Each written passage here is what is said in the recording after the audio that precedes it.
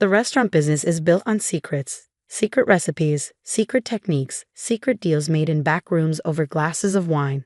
But the biggest secret in my family's restaurant chain wasn't written in any cookbook. It was the truth about who really created our success. I'm Elena Romano, former executive chef and now ex-CCO of Romano's Italian Kitchen, a chain of restaurants my family built from a single neighborhood trattoria into a regional empire. At least that's what the official story says. The truth, like most family stories, is more complicated.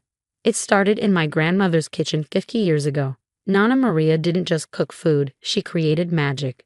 Her tomato sauce was legendary in our Little Italy neighborhood, people lining up around the block just to get a taste. The recipe was her closely guarded secret, passed down from her mother in Naples, or so everyone thought. The reality? Nonna Maria created that sauce recipe herself, experimenting late at night after long days working in other people's restaurants. I know because I was there, perched on a kitchen stool at age 8. Watching her add pinches of this and dashes of that, taking careful notes in my little notebook. Remember piccola, she'd say in her thick Italian accent, a recipe is more than ingredients. It's love, it's timing, it's knowing when to follow the rules and when to break them. By the time I was 12, I knew that sauce recipe better than my own name. Nonna Maria made sure of it, teaching me every subtle variation, every seasonal adjustment. My father Thomas, her only son, was too busy with the business side to learn. My brother Marco was more interested in playing restaurant owner than learning to cook. The sauce is the heart of everything, Nonna would tell me. Without it, we're just another Italian restaurant. With it, we're Romano's. She was right. When my father opened the first Romano's Italian Kitchen in 1985, it was Nonna's sauce that made us special. As we expanded to more locations, that sauce remained our signature, our secret weapon. Every batch had to be made by either Nonna Maria or, increasingly as she got older, by me. The business grew rapidly through the 1990s and early 2000s. 5 locations became 10, then 15. My father handled the business expansion, Marco glad-handed with investors, and I ran the kitchens, protecting the quality of our food, especially that sauce. Nonna Maria passed away in 2015, leaving me as the only person who knew the complete recipe. All our other chefs had versions of it, but never the whole thing. Key ingredients were pre-mixed at our commissary kitchen. Certain steps were kept deliberately vague in the manual. It was safer that way, Dad always said. Can't risk our secret getting out. What nobody knew was that Nonna had legally transferred ownership of the recipe to me years before she died. The sauce belongs to the cook, she'd said, making me promise to protect it. I filed the paperwork away, never thinking I'd need it. Then Dad had his heart attack. It was sudden, massive, leaving no time for goodbyes or final instructions. One minute he was complaining about the cost of imported olive oil. The next he was gone. The family was devastated, but business doesn't stop for grief. I thought the succession plan was clear. I've been effectively running operations for years, maintaining our quality standards while introducing new menu items that kept us current. The customers loved us. Our profits were strong. Our employees stayed forever. Marco handled marketing and public relations, which suited his personality. But I underestimated my brother's ambition and my mother's blindness when it came to her only son. The shareholders' meeting was scheduled for 1 month after Dad's funeral. I spent that time keeping our restaurants running, making sure our customers and employees felt secure despite the change in leadership. Marco spent it lobbying board members and making deals. I should have seen it coming. The signs were there, hushed conversations that stopped when I entered rooms, secretive meetings I wasn't invited to, sympathetic looks from longtime employees. But I was grieving, distracted, still believing in family loyalty. The meeting started normally enough. Standard reports, financial updates, moment of silence for Dad. Then Marco stood up to present his vision for the future. Romano's needs to evolve, he announced, pacing the conference room like he was giving a TED talk. We need to think bigger, expand faster. Push into new markets, streamline operations, maximize profitability. I felt a chill as he outlined his plans. Cheaper ingredients to cut food costs. Simplified menu to reduce kitchen complexity. Pre-made sauces from a commercial manufacturer to ensure consistency. But the sauce, I started to protest. is a relic of the past. Marco cut me off smoothly. Charming family history, but not scalable. Modern restaurants need modern solutions. I looked around the room, seeing heads nodding. Even my mother, who'd practically lived on Nana's cooking, seemed convinced. Furthermore, Marco continued, this transition requires strong, pragmatic leadership. Someone who can make tough decisions without being emotionally attached to outdated methods. And there it was, the knife sliding between my ribs with surgical precision. The vote was quick, clinical. Marco as CEO, supported by a new executive team of his choosing. My position as COO would be eliminated, replaced by a streamlined management structure. You'll be taken care of course, Marco said afterward, all fraternal concern. A generous severance package, consulting fees. Maybe you could write a cookbook. I sat there, numb, as he outlined my professional funeral. Mother patted my hand, murmuring about how this was for the best, how I could finally have a life outside the restaurants. They didn't understand. The restaurants were my life. That sauce was my heritage, my connection to Nana Maria, the heart of everything we built. I left the meeting in a daze, barely registering the sympathetic glances from employees who'd already heard the news. In my office, I stared at the old photos on the wall, Nana Maria and me in the original kitchen, Dad cutting the ribbon at our 10th location, family celebrations marked by food and laughter. My phone buzzed with a text from Marco. Need you to transfer all recipes and procedures to new corporate chef by Friday, especially the sauce details. Time to pass the torch. That emoji felt like a slap. He thought he'd won, thought he could just take everything our family had built and turn it into another soulless chain restaurant. He'd forgotten one crucial detail, something Nana Maria had taught me long ago in that tiny kitchen. Some secrets are worth keeping. Some recipes belong to the cook. I opened my desk drawer and pulled out a folder I hadn't looked at in years. Inside was a document filed with the patent office the year before Nana died. A legal registration of intellectual property signed by Maria Romano and witnessed by her lawyer. My hands didn't shake as I took a photo of the document and sent it to our family lawyer, Mr. Rossi. His response came within minutes. Meeting tomorrow, 9 a.m. Don't sign anything. Don't give anyone any recipes. I looked around my office at the life I'd helped build, the legacy they wanted to erase. Marco thought he was getting everything. He was about to learn that some things can't be bought, sold, or stolen. Even the best sauce needs time to simmer. Mr. Rossi's office hadn't changed in 20 years. Same leather chairs, same photos of Italian landscapes, same faint smell of espresso. But this morning, something was different. Maybe it was the extra people in the room. Along with Mr. Rossi, there was a patent attorney, a restaurant industry consultant, and surprisingly, Tony Martelli, our head of operations who'd been with us since the first location opened. Thank you all for coming, Mr. Rossi began, sliding on his reading glasses. We have an interesting situation here. Interesting was an understatement. Over the next hour, the patent attorney confirmed what Nana Maria had set up years ago. The sauce recipe wasn't just a family secret. It was a registered trade secret, legally assigned to me. The restaurant chain had been licensing it all this time through a separate company Nana had created, with me as the sole owner. Your grandmother was quite clever, the patent attorney said, reviewing the documents. She structured this to protect both the recipe and your position in the company. The licensing agreement requires the sauce to be produced under your direct supervision, using your approved methods. Tony cleared his throat. That explains why she always insisted Elena oversee sauce production, even after we grew to 15 locations. The restaurant consultant, a sharp-eyed woman named Sarah Chen, had been studying our financial reports. The sauce isn't just your signature item, she said, looking up. It's the foundation of your entire menu. Marinara, vodka sauce, the special Sunday gravy. They all start with this base.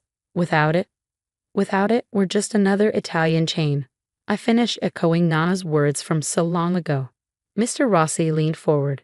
Marco has called an emergency board meeting for tomorrow morning. He's planning to announce his new partnership with national food distributors to supply pre-made sauces to all locations.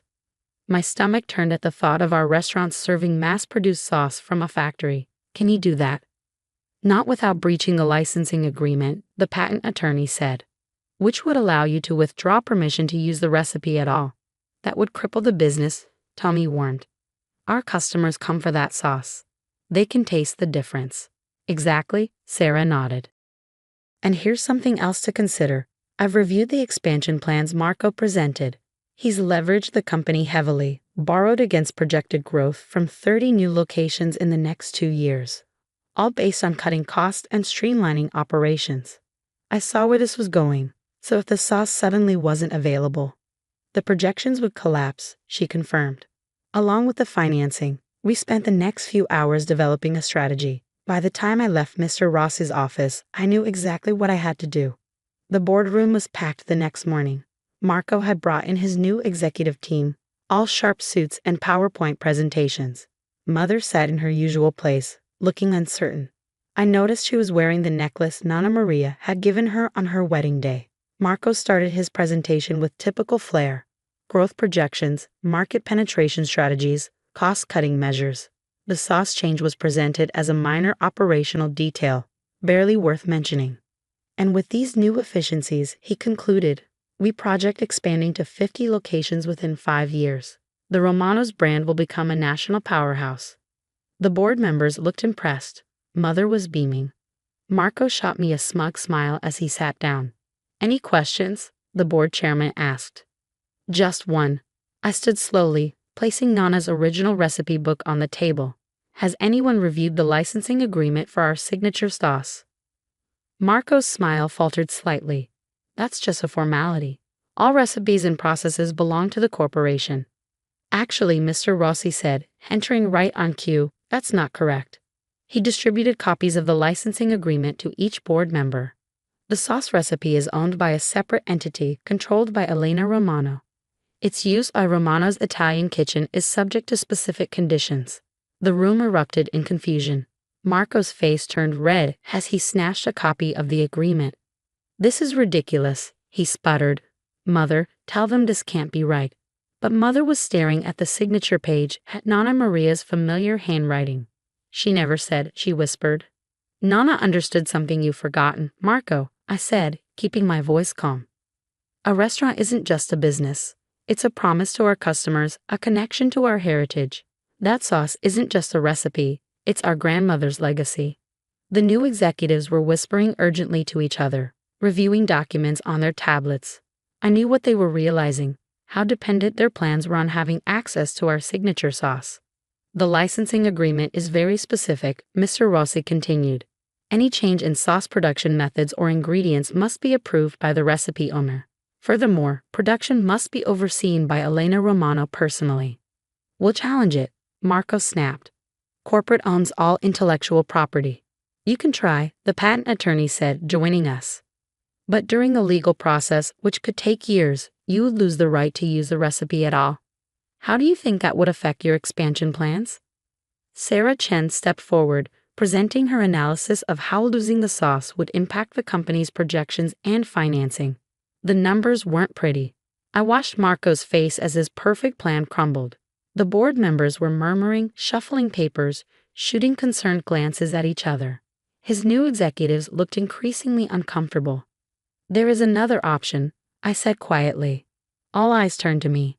The restaurants work because we balance tradition and progress. The old and the new.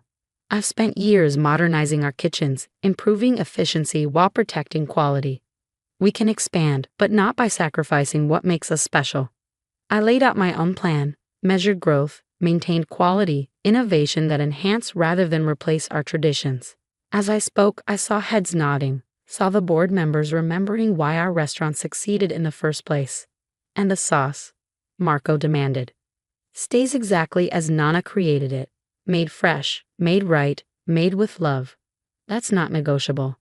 The board's vote was unanimous. Marco's expansion plan was rejected. His new executives were thanked for their time and dismissed. I was reinstated as COO with expanded responsibilities for maintaining quality across all locations. And my brother? I asked, watching Marco storm out of the room. Will remain as head of marketing, the chairman said, where he can focus on his strengths without overreaching. Mother caught up with me after the meeting, tears in her eyes. I'm so sorry, Elena. I should have seen what was happening. It's okay, Mom, I hugged her. We all miss Dad. We all want to honor his memory. We just had different ideas about how to do it. That evening, I went back to the original restaurant location.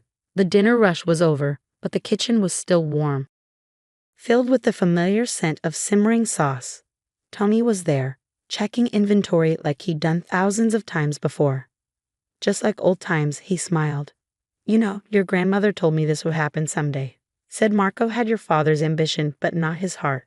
Said you had her spirit, the soul of a true cook." I opened Nana's recipe book, running my fingers over her handwritten notes. She taught me that a recipe is more than ingredients. "Sai," he grinned. "It's love, it's timing, and knowing when to follow the rules and when to break them." I finished. 6 months have passed since that board meeting.